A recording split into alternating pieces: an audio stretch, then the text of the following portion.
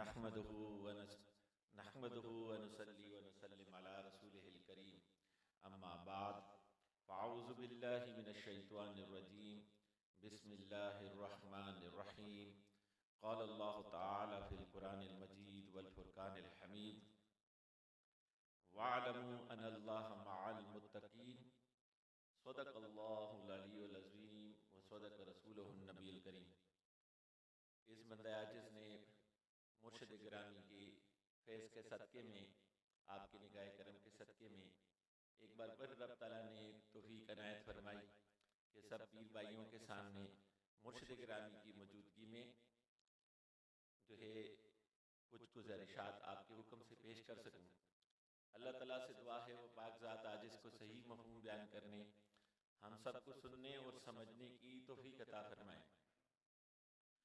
मुझे जो उन्वान दिया गया है वो इस बारे में है कि इस दौर फितन में उलमाए किराम की जिम्मेदारियाँ, असर हाज़िर के फितने और उलमाए किराम की जिम्मेदारी, इस हवाले से बात करनी है।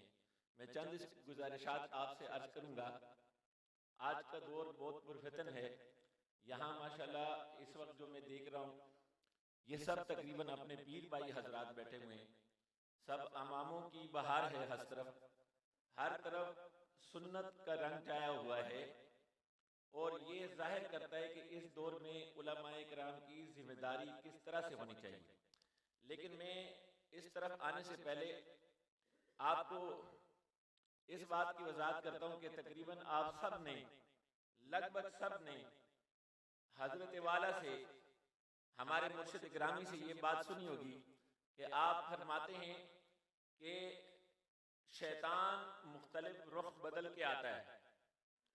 प्रोफेसर का शैतान प्रोफेसर के रुख में आता है, डॉक्टर के शैतान डॉक्टर की सूरत और रुख बनाकर आता है, और इंजीनियर के शैतान इंजीनियर की सूरत में आता है, और मौलवी का शैतान मौलवी की सूरत में आता है।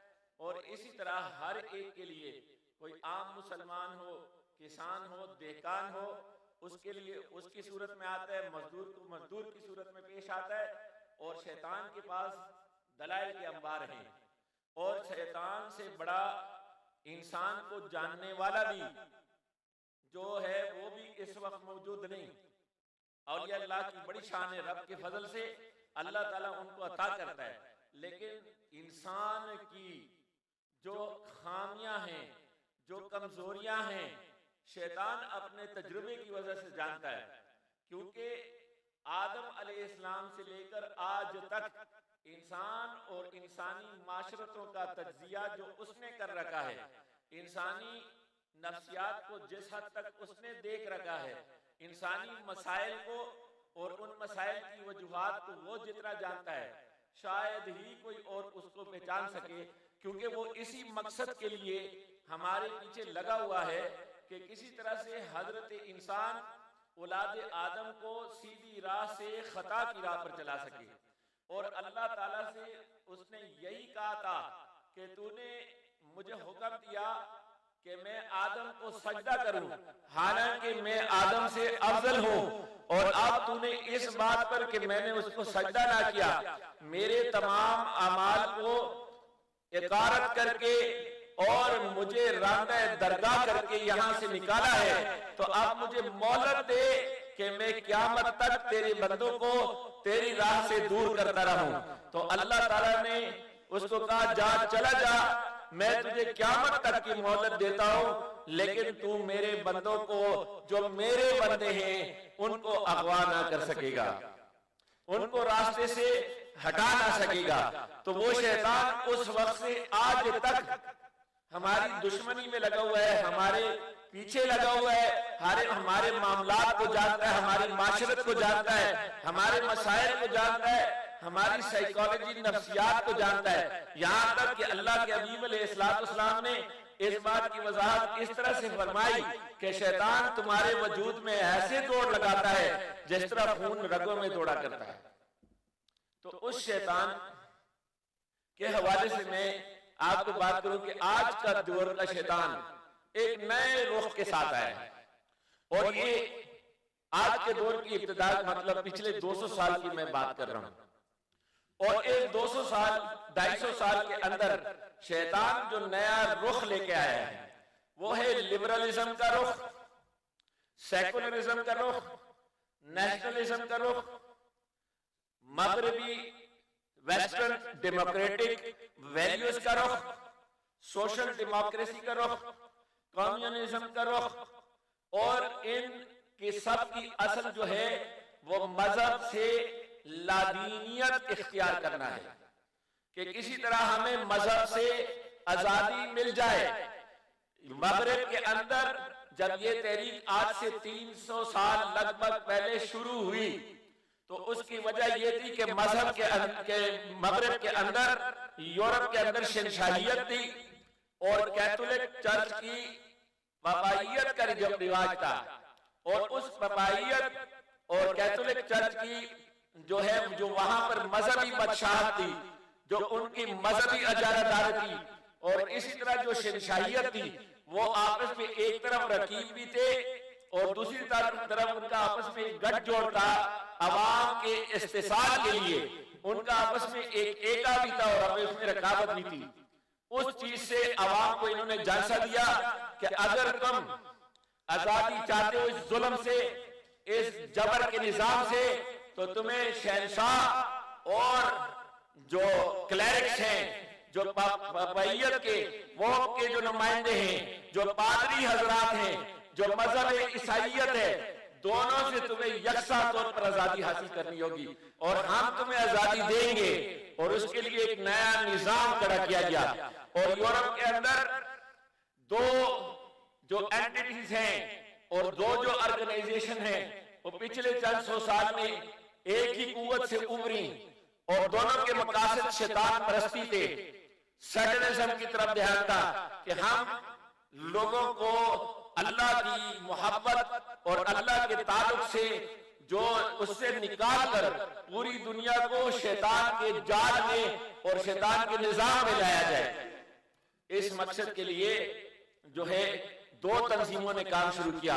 एक फ्रीमेसन्स के नाम से, जो कि ईसाइयों से जो लोग हट गए थे और ईसाइयत से बगावत कर चुके थे और शैतान परस्ती को इख्तियार कर चुके थे, उनकी तंजीम थी।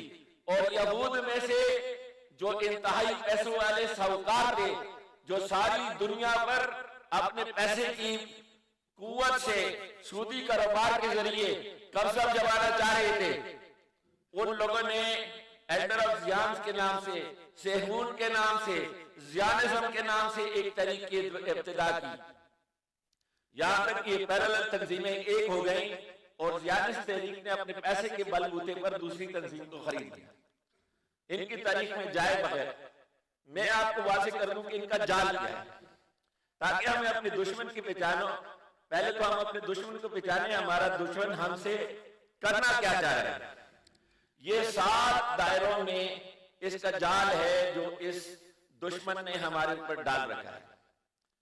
पहला दायरा वो मईशत का दायरा है, मईशत का दायरा। और वो दायरा ये है कि सारी दुनिया को एक सूदी निजाम की मईशत में जकड़ दिया गया है।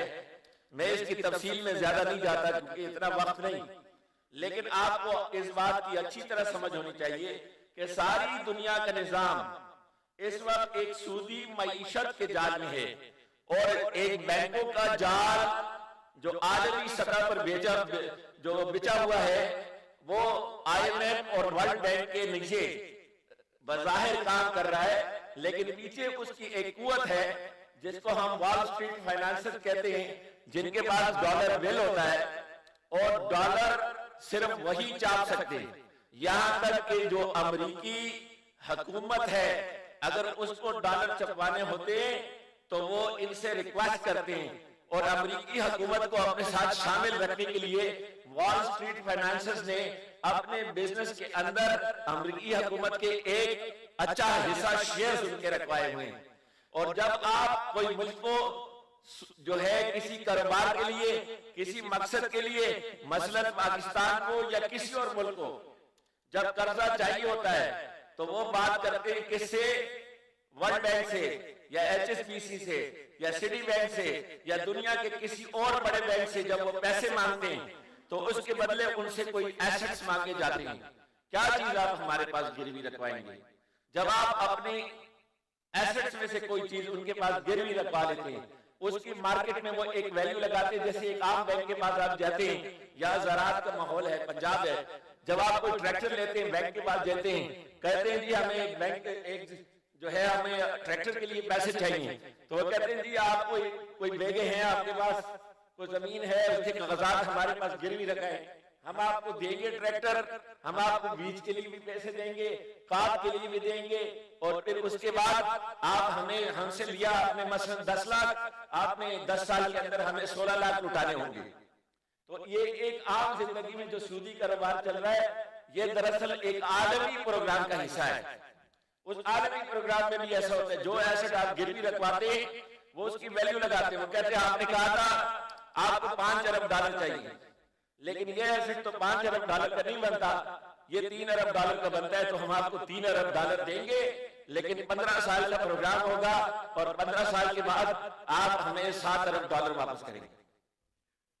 जब हम उनसे ये रिक्वेस्ट करते हैं किसी भी इंटरनेशनल बैंक से, Asian development bank, HSBC, city bank या कोई, वो आगे वर्ल्ड बैंक के जरिए से हमसे हमारा राब्ता उनसे होता है, वो वर्ल्ड बैंक से करते हैं, और वर्ल्ड बैंक जो है वो खुद से हमें डॉलर नहीं देता।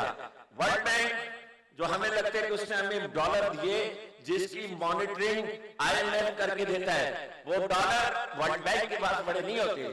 वो वर्ल्ड बैंक पीछे जो ताकत है असल, जिसको वॉल स्ट्रीट फाइनेंसेस कहते हैं, जो रॉथशिल्डर फैमिली है, जर्नलिज्म की, जर्नलिस्ट लोगों की सबसे बड़ी यहूदी फैमिली दुनिया की, वो लोग और उनके खानदान के दीगर अफराद और उनके जैसे पैसे वाले लोग, वो वहां पर वो डॉलर जितने आपको चाहिए होते हैं वो चाहते हैं, वर्ल्ड बैंक को देते हैं, वर्ल्ड बैंक आपके स्टेट बैंक में ट्रांसफर करते हैं। जो हर मुल्क के अंदर जो एक स्टेट बैंक होता है, वो IMF का एक नुमाइंदा होता है, जिसके ऊपर यह जिम्मेदारी होती है कि उस मुल्क के कवानीन के अंदर रहते हुए उस मुल्क के मशवरे के साथ, वज़ाहिर मशवरे के साथ काम करेगा। उनके मशवरे से, हुकूमत के मशवरे से हट के काम नहीं करेगा, लेकिन एक तरह से ये उनका नुमाइंदा होता है और एक दबाव प्रेशर रखता है कि माशी निजाम, मईशत का निजाम किस तरह से चलाया जाए। तो उस अंदाज के अंदर जब वो पैसे हमें मिल जाते हैं, तो IMF की जिम्मेदारी ये होती है कि ये पैसा मॉनिटर करे कि ये वापस 7 अरब की सूरत में 3 अरब डॉलर, 7 अरब डॉलर की सूरत में वापस आना चाहिए 15 साल के अंदर। IMF की जिम्मेदारी है, उसके लिए वो पॉलिसियां बनवाता है, फिर महंगाई होती है, वो सारी चीजें हमने देखी। तो ये एक निजाम में जाल है मईशत का। 100 साल पहले हमें अल्लामा इकबाल ने खबरदार किया था कि रगे जाए अफरंग है पंजा यहूद में, लेकिन आज की हकीकत यह है कि रगे जाए अफरंग तो पंजा यहूद में थी, अब दुनिया के रग पर ये लोग हाथ रखना चाह रहे हैं या चाह चुकी, और माशी निजाम मुकम्मल करना मुकम्मल इनकी मुट्ठी के अंदर चला गया है। हम उस निजाम का मजबूरी से ना चाहते हुए भी एक हिस्सा बने हुए। दूसरा दायरा इनका तालीम का दायरा है, एजुकेशन का। एजुकेशन का दायरा ये है कि लॉर्ड मैकावली, जिसने 6 साल पूरे हिंदुस्तान का दौरा किया और उसको ये टास्क दिया गया कि आप ये मालूम करके दें कि क्या वजह है कि जनाब ये तो पूरा मुल्क जो है इसकी कुव्वत और शौकत को, मुसलमानों की हुकूमत को हम तोड़ चुके, हम इनको तफरीक में तकसीम कर चुके, और शाहजहां के वक्त से हम लगे हुए, और औरंगजेब आलमगीर के बाद मुल्क को हमने टुकड़े टुकड़े कर दिया, रजवाड़ों में तकसीम कर दिया, मरहटों को मुसलमानों के सामने खड़ा कर दिया, सिखों को जो है उनकी मजहबी अज़लियत के नाम पर मुसलमानों के मुकाबले खड़ा कर दिया, और उसके जरिए से मुस्लिम हुकूमत को और उसकी रीढ़ की हड्डी को तोड़ने की कोशिश की है। इनकी कमरे शौकत को तोड़ा है, इनकी हुकूमत दिल्ली तक महदूद कर दी है, लेकिन उसके बावजूद कोई भी एक अल्लाह का वली उठता है और एक नारा मस्ताना लगाता है, जैसे हमारे शेख अबू सईद दहलवी और अहमद सईद दहलवी और दोस्त अवध करदारी अलैहिर्रहमा ने अंग्रेज के खिलाफ जिहाद का जब नारा लगाया तो बज़ाहिर दिल्ली की हुकूमत ना थी, लेकिन जब नारा मस्ताना लगाया गया तो खुदा की कसम पूरे हिंदुस्तान के अंदर 1857 की जंग आजादी की जो तहरीक चली उसमें जब तारीख लिखा जाएगी तो ये बताया जाएगा कि हिंदुस्तान की इस तारीख की तहरीक के अंदर सबसे बड़ा किरदार वो नक्शबंदी मुजद्दिदी सलाम का रहा। तो ये वो उन्होंने कहा क्या वजह है कि ये लोग मस्तानावार एक बुजुर्ग एक अल्लाह के वली के नारे के पीछे जान देने के लिए शहादत के लिए तैयार खड़े हैं। अगर ये बजाय तो हमने इनको गुलाम बना लिया, इनकी हुकूमतें खत्म कर दी, इनको टुकड़ों टुकड़ों में बांध लिया, इनको हमने अज़वियतों में तकसीम कर दिया है, इनको हमने देवबंदी बरेली में तकसीम कर दिया है, इनको हमने सिंधी बलोची में तकसीम कर दिया है, फिर ये कैसे हमारे सामने खड़े हो जाते हैं।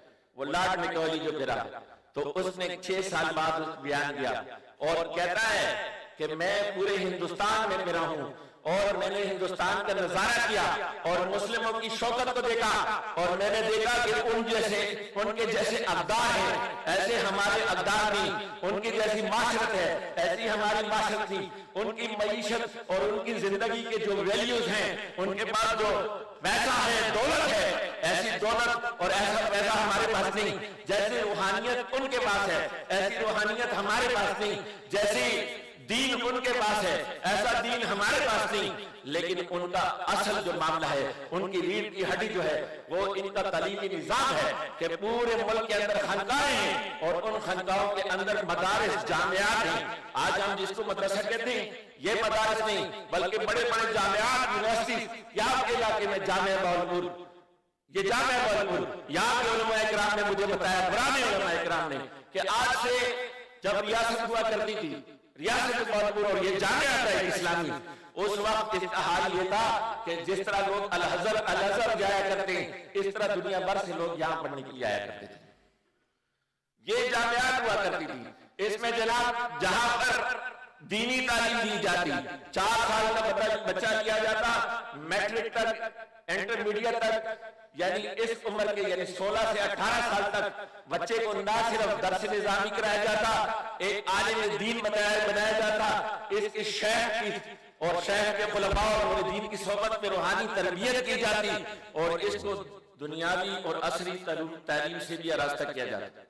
जब ये 18 साल 17 साल की उम्र का हो जाता, इस काबिल हो सके कि एक रुख पकड़ सके, तो इसके साथ काउंसलिंग की जाती, बातचीत होती और इसके लिए एक डायरेक्शन वो तय कर दिया जाता है कि ये इंजीनियर बनेगा या डॉक्टर बनेगा या मुहद्दिस बनेगा या मुफ्ती बनेगा या एक सियासतदान बनेगा या कारोबार करने वाला बनेगा या ये जर्नल बनेगा। ये सारा वहां पर उसके साथ काउंसलिंग करके उसको एक रुख दिया जाता है। उसने कहा इसको तोड़ने की जरूरत है, चाहे जरूरत इसकी है कि हम इनको बताएं कि आपका तालीमी निजाम हमारी तालीमी निजाम के मुकाबले कुछ नहीं और हम अपना तालीमी निजाम मुतारफ करें, हम अपना तालीमी निजाम मुतारफ करें और इस वजह से इनको मरूब करके रखते हैं और इनके निजाम को तफरीक का शिकार कर दें, दीन को दुनिया से हटा दें। उसके लिए जिस किस्म की पब्लिशिंग की गई और जिस तरह लोगों को इस्तेमाल किया गया वो तारीख का एक हिस्सा है। हुआ इसका ये खानकाह अलग हुई, मौलवी अलग हो गया और कॉलेज और यूनिवर्सिटी अलग हो गया।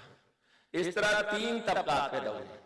खानकाह ने जब इल्म दीन से उलमा के साथ उनका ताल्लुक न रहा, टूट गए, तो खानकाह में एक तबका ऐसा पैदा हुआ कि उलमा से रब्त की वजह से, रब्त ना होने की वजह से उनके अंदर जहालत कुछ इस तरह से शरायत कर गई कि उन्होंने खुराफात की इजाद की और उलमा का एक तबका जब रूहानियत से दूर हो गया, अहलुल्लाह की सोहबत से दूर हुआ और उन्होंने समझा जो हमने ये कुरान और हदीस पढ़ा है बस यही जो है हमें अल्लाह तक पहुंचाने के लिए काफी रहेगा, हमें रूहानियत की और तज़किया नफ्स की जरूरत नहीं है। जब उन्होंने इस चीज से खुद को दूर किया, मशाइख की सोहबत से दूर हुए, तो उनके अंदर फिरका परस्ती और तशद्दुद ने जन्म दिया। और तीसरा तबका जो कॉलेज और यूनिवर्सिटी का तबका है, उसको कहा गया यार ये मौलवी तो आपस में एक दूसरे का सर फोड़ रहे हैं, आए हम आपको इंजीनियर बनाएं, डॉक्टर बनाएं, दुनिया में आप आला मकाम दीजिए। अब हमारा हाल क्या है, हम इंजीनियर डॉक्टर बन के जो आलमी जो ताकूती ताकतें हैं, जो आलमी निजाम है, उसमें हम मैनेजर बन जाते हैं, किसी जीएम के लेवल पर पहुंचते हैं, किसी गवर्नर के मुकाम पर पहुंचते हैं, यानी आलमी निजाम का हम एक क्लर्क बन जाते हैं। और उस पर हम बड़े खुश हैं कि जनाब हम तो बड़ा आला मुकाम हासिल कर गए। हमें सोचने की जरूरत है कि हमें ये वो पुराना निजाम वो वापस लाने की जरूरत है या नहीं। तीसरा दायरा जो है वो फ्लो ऑफ इंफॉर्मेशन का दायरा है, जो आज के जमाने में तो बड़ा वाजे हो गया। पहले प्रिंट मीडिया होता था, फिर इलेक्ट्रॉनिक मीडिया आया और अब सोशल मीडिया आ गया है। ये एक बच्चा बैठा हुआ है, ये सोशल मीडिया में कुछ भी लगा दे, सच है झूठ है पता नहीं, एक और है वो कुछ और लगा दे, एक और है वो कुछ और लगा दे, जिसके चाहे सोशल मीडिया के अंदर दाखिल हो जाए और जो चाहे करे, जिस तरह से चाहे करे, कोई पूछने वाला नहीं। हक है झूठ है मिलावट है, किस हद तक इसमें सच्चाई है, किस हद तक इसमें मुनाफिकत है, कोई पूछने वाला नहीं। सोशल मीडिया के अंदर एक झूठ का तूफान बरपा है और हम उस झूठ का शिकार हैं, दजल का शिकार है। एक दजल और फरेब का निजाम है जिसमें हक और बातिल को अलग अलग करना आम बंदे के लिए मुश्किल हो गया कि किस तरह अलग करे। ये फ्लो ऑफ इंफॉर्मेशन, इनका ये तीसरा जाल है कि दुनिया के अंदर जितना निजाम जो है वो अखबार की तरसील का है, खबरों की तरसील का है, उनको अपने अंदाज में अपनी मुट्ठी में लेकर एक ऐसे तरीके से आम किया जाए कि सारे आलम के अंदर प्रोपेगेंडा का एक निजाम, दजलो फरेब का एक निजाम वो खबरों की सूरत में चला दिया जाए। आपको सही खबर मिलते मिलते आप किसी के खिलाफ फतवा दे चुके होते हैं, आप किसी का कत्ल कर चुके होते हैं। जब सही खबर आती है तो आपको पता लगता है कि वो तो मासूम था। ये एक दजलो फरेब का निजाम है जो चल रहा है। उसके बाद चौथा दायरा वो सोशल पॉलिटिकल कल्चर का है, हमारा सियासी और माशरती निजाम। उसके लिए हर मुल्क के अंदर जो फ्लो ऑफ इंफॉर्मेशन था, उसके तहत जो बड़े बड़े मीडिया हाउसेज बनाए गए हैं, उनका काम ये है कि मुसलमानों के सोशल पॉलिटिकल कल्चर का खसूसन और तमाम दुनिया के अवाम का कल्चर बदला जाए। तो चुनांचे पहले मज़ाहिब का ताल्लुक इबादतगाहों से होता था और अब मज़ाहिब का ताल्लुक खेल के मैदानों से हो गया है। जब खेल के मैदान समझते हैं, ये हमारी मीडिया का फ्लो ऑफ इंफॉर्मेशन वालों का कमाल है, सोशल पॉलिटिकल कल्चर का जाल है। खेल के मैदान समझते हैं तो हमारी माएं बहनें बेटियां सरों पे दुपट्टा भी रख लेती हैं और हमारे भाई और हमारी बेटियां फिर उस वक्त दुआएं भी कर रहे होते हैं कि जय ये आखिरी चक्का लग जाए और पाकिस्तान जीत जाए। हम जो है मजहब हमारा वो खेल के मैदानों का शिकार हो गया है, लहू लहब का शिकार हो गया है। हम जो है हमारे जो निशाब के अंदर एक सोशल पॉलिटिकल कल्चर को ऐसा बदला जा रहा है कि पहले जब कुरान मुकद्दस हुआ करता था, मुझे अपनी जवानी के जमाने में याद है कि कुरान मुकद्दस हुआ करता था, अब मीडिया के अंदर और हमारे मुल्क के अंदर ये पैगाम आम हो गया है। नौजवान बच्चा कहता है कि जी आईन मुकद्दस है, आईन मुकद्दस है। कुरान की वो तकदीस और वो हुर्मत जहनों से मिटाई जा रही है। आईन हमारे लिए बहुत बड़ी चीज है। आईन इसलिए चीज है कि इस आईन के लिए हमने कोशिश करके इस मुल्क में एक इस्लामी दफात वाला आईन बनवाया है, लेकिन हकीकत यह है कि आईन से बहुत मावरा अल्लाह का कलाम है और उसकी तकदीस के मुकाबिल कुछ भी नहीं। तो ये बात हमें समझाई जा रही है हर मुल्क के अंदर, सिर्फ पाकिस्तान के नहीं, दुनिया के हर मुल्क के अंदर मजहबी किताबों को जो मज़ाहिब ने, जो खासूसन हमारे दीन ने जिस तरह से शरीयत मोहम्मदी को पूरी तफसील से हमारे फुक़हा ने उसके एक एक गोशे को वाज़ेह करके बयान किया है, उसको अलग रख के ऐसे लोग जो शरीयत मोहम्मदी को नहीं जानते वो शरीयत मोहम्मदी की नई नई तशरीहात करते हैं।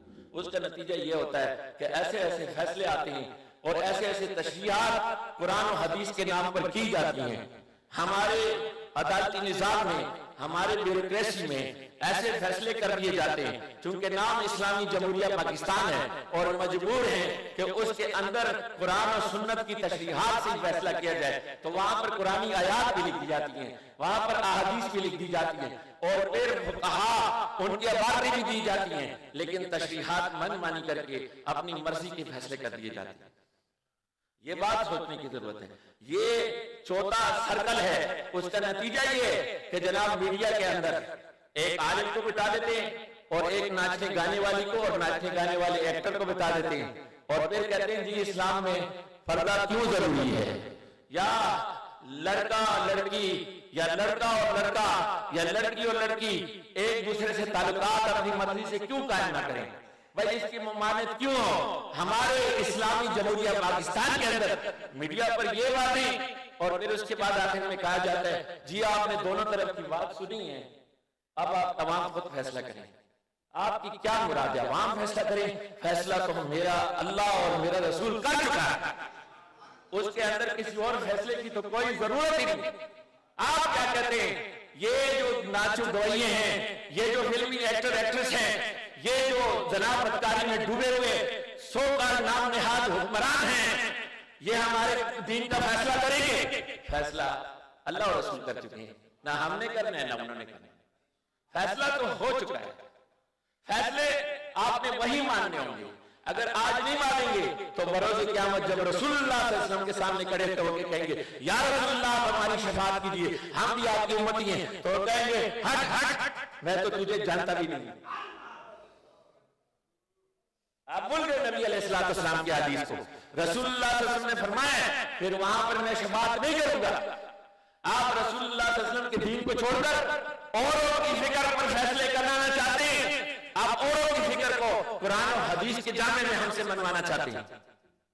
ये अल्लाह रसूल नहीं होने देंगे। हम कमजोर सही, हम शायद आपको रोक ना सकें, हमारे पास सिर्फ ये माइक है, हमारे पास सिर्फ कलम है, हम अपनी बात कह सकते हैं, आपसे हम गुजारिश कर सकते हैं, आप तक अपनी बात पहुंचा सकते हैं, आप हमारे गर्दन मार दे हम अपनी बात पहुंचाएंगे। लेकिन आप याद रखिए, लेकिन अल्लाह और रसूल उसका मुकाबला कोई नहीं कर सकता। जब वायदों का हाल की हुकूमत होगी फिर तेरा क्या होगा। आज तो तू वजीर आजम भी बन गया, सदर भी बन गया, गवर्नर भी बन गया, जनरल भी बन गया, जज भी बन गया, ब्यूरोक्रेट भी बन गया, कल क्या करेगा जब रब के दरबार में हाजिर होगा। सोचा है? Flow of information, social political culture, पांचवा दायरा है वो है हुकूमतों का दायरा, रिलीजन का दायरा। ऐसे मुल्ला पैदा किए, ऐसे पीर पैदा किए, जाली पीर, जाली मुल्ला, जाली मुजाहिद, और उनके जरिए लोगों को बदनाम किया।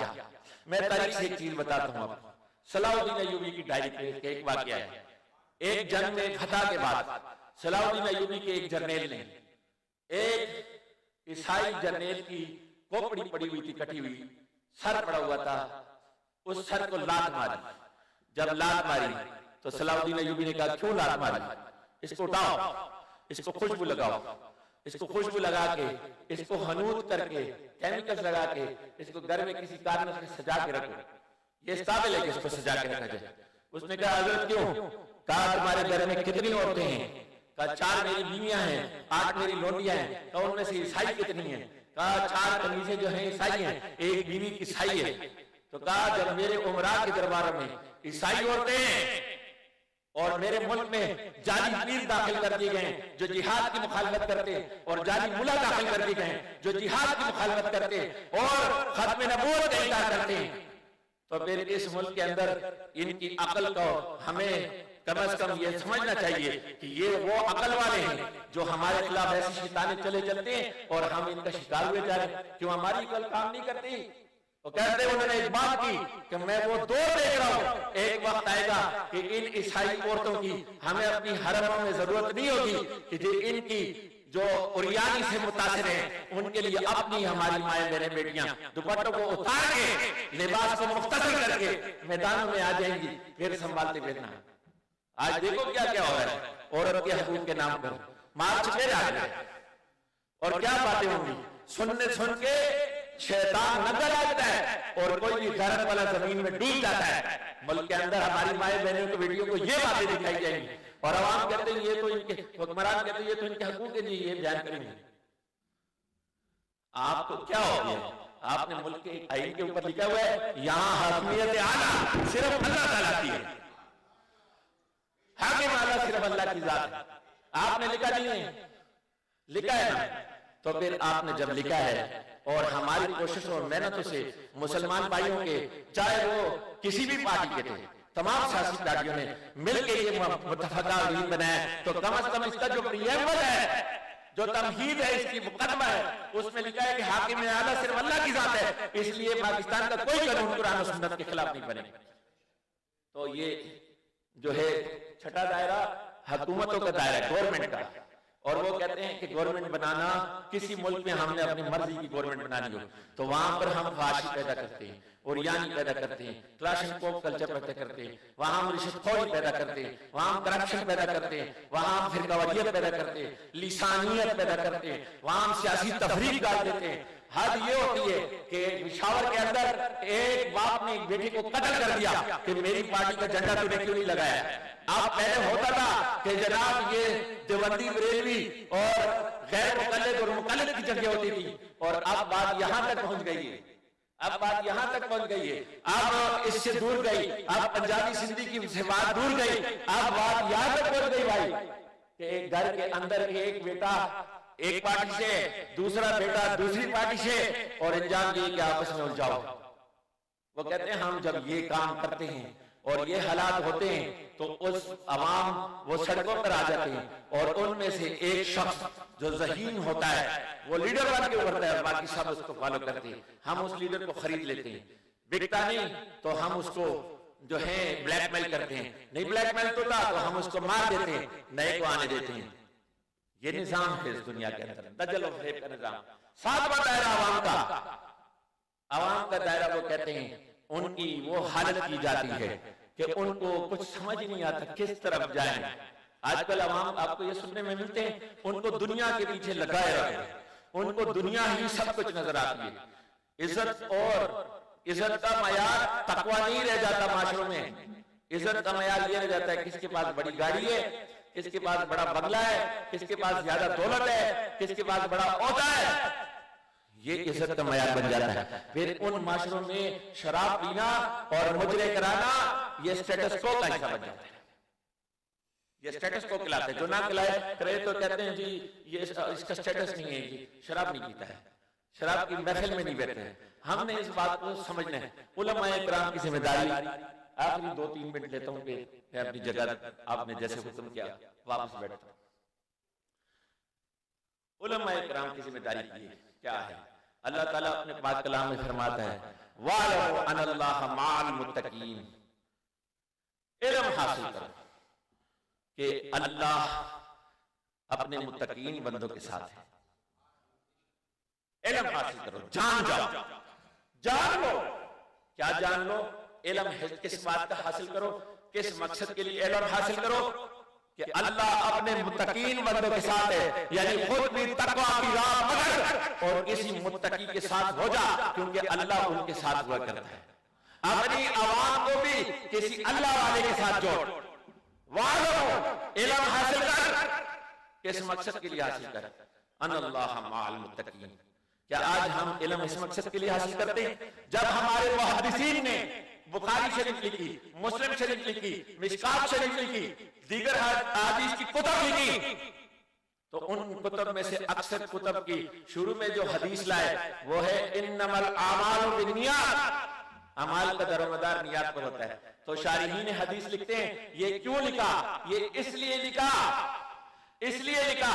कि मुराद ये है कि हदीस मेरे नबी की पढ़ने से पहले अपनी नियत की इस्लाह कर। कहीं तू लोगों पर रोक डालने के लिए हदीस तो नहीं सीखता कि लोग कहेंगे यार इसको तो बढ़िया हदीस याद है, या तू इसलिए तो नहीं सीखता कि किसी को तू नीचा दिखा सके, कोई मुनाजरा जीत सके। अपनी नियत की इस्लाह कर पहले। हजरत मुजद्दिद अल-सानी फरमाते हैं कि दीन इल्म है, अमल है, इखलास है, इनमें से हर एक बटा दीन है। वज़ाहिर एक बटा दीन है, लेकिन जो इखलास है वो दरअसल कुल दीन है, क्योंकि इखलास ना हो तो ना इल्म है वरना अमल है। इसलिए वालमु अनल्लाह माअल मुत्तकीन, अल्लाह इन मुत्तकियों के साथ हुआ करता है। तो हम उलमा से ये गुजारिश करते हैं कि उलमा इकराम की ये जिम्मेदारी है कि अल्लाह वालों के साथ लोगों को जोड़े, अल्लाह वालों को पहचाने, अल्लाह वालों से ताल्लुक बनाए। इनकी फी जमाना अल्लाह वालों की सबसे बड़ी पहचान ये होगी कि ये लोगों को अल्लाह से जोड़ते हैं, उनके दरमियान बीच में फिर कवारियत के नाम पर, लिसानियत के नाम पर, पार्टीबाजी के नाम पर तफरीक नहीं डालते रहते। ये अल्लाह वालों की सबसे बड़ी पहचान है, उलमा इकराम की जिम्मेदारी है। मैं आपको एक मशवरा देता हूँ, इस मुल्क के अंदर हमें जरूरत है इस बात की कि इस्लाम का शुराई निज़ाम नाफिज किया जाए। इसके इब्तिदा से यहाँ जितने उलमा इकराम बैठे हैं उनसे मेरी मुदब्बाना गुजारिश है, और हर साथी आप में से हर एक आलिम दीन है, मेरे मुर्शिद ने हर एक को ऐसा इल्म दिया है, नहीं दिया तो मकसूद दुनिया वाला आखिरत कोई, आज से जनाब उसको पढ़ना शुरू कर दो।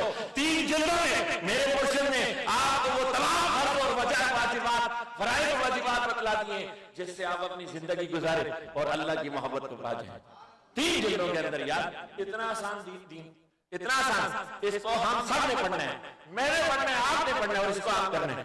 अगर हर मस्जिद और हर इदारे में हम इसका जो है इसकी दर्स का शुरुआत न कर सके तो ये हमारी बड़ी कमजोरी है। यहां से हम उठ के भी खाली जाए तो क्या बात, सोशल मीडिया पे छा जाओ, टिकटॉक हो, स्नैप हो, व्हाट्सएप हो, फेसबुक हो, यूट्यूब हो, आप आजकल सारे यूज करते हैं। यार रोजा आपकी मोबाइल हाथों में होता है, फजूल की बकबक से बेहतर है 2 मिनट की मकसूद दुनिया वाला आखिरत से एक दर्स दे दो यार,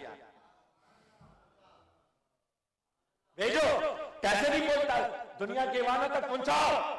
जिसको अंग्रेजी आती है अंग्रेजी में डाले, जिसको अरबी आती है अरबी में डाले, जिसको फारसी आती है फारसी में डाले, जिस जुबान में तुम माहिर हो उसको भेजो। पंजाबी आती है, आप कहते हैं पंजाबी सुनने वाले ज्यादा नहीं, पश्तो सुनने, क्यों नहीं है, पश्तो में डालो, पंजाबी में डालो, सोच में ना पड़ो। आपने से हर एक ने ये किरदार अदा करना क्या है। मेरा आप सबको ये मशवरा है, मेरी गुजारिश है तमाम उलमा इकराम से, खसूसन जहां तक मेरी आवाज पहुंच सकती है, और आपसे गुजारिश आप पहुंचाएं, खुद भी अमल करें कि जनाब अपने अपने मोहल्लों में हल्के बनाएं। किस बात के, वो आप जिक्र अस्कार के हल्के भी हों और साथ में आप अपनी मदद आपके हल्के बनाएं। खसूसन उलमा इकराम अगर ये किरदार अदा कर लें तो इंशाअल्लाह माशरे में बहुत जल्द फर्क आ सकता है। हर मस्जिद के उलमा जब अगर हमें 10 भी मिल जाए, शुरू में 50 भी मिल जाए, फिर 100 हो जाएंगे, फिर 200 हो जाएंगे, ये 10 भी बहुत काफी। यहाँ से शुरुआत करें, अपनी मस्जिद के, अपने मोहल्ले के अंदर ऐसे नौजवानों के अंदर जिनके अंदर लीडरशिप क्वालिटी है और वो दीनदार भी हैं या उनको दीनी फिक्र दी जा सकती है, ऐसे लोगों को नौजवानों की कमेटियां बनाएं, उनको कहें बेटे मोहल्ले के अंदर गंदगी फैली हुई है, मिलके इस गंदगी को साफ करते हैं। फिर कहें जाहिरी गंदगी के साथ लोगों के अंदर फाशी और यारी फैल रही है, यार हर तरफ गंदगी है, आप लोगों को ये जो माहौल के अंदर चर्च फैलाई जा रही है, इस चर्च को और नशे निजाम को खत्म करने की कोशिश करते हैं। इनसे जनाब मिन्नत करते हैं, इनको समझाते हैं, हम जाके डीसी के पास भी बैठते हैं, उनके साथ बात नहीं करते, हम अपने मोहल्ले में ये नहीं चाहते, इसको रुको, फाशी हो रही है, हम इस पर कम से कम अपना कदम तो उठाएं। हम कहते हैं यार काम नहीं होता, ना हो, तू बारिश का पहला कतरा कब बनेगा, कदम तो उठा, उठ जा, क्यों डरता है। जब बंदा हिम्मत करता है फिर देख खुदा क्या करता है। अल्लाह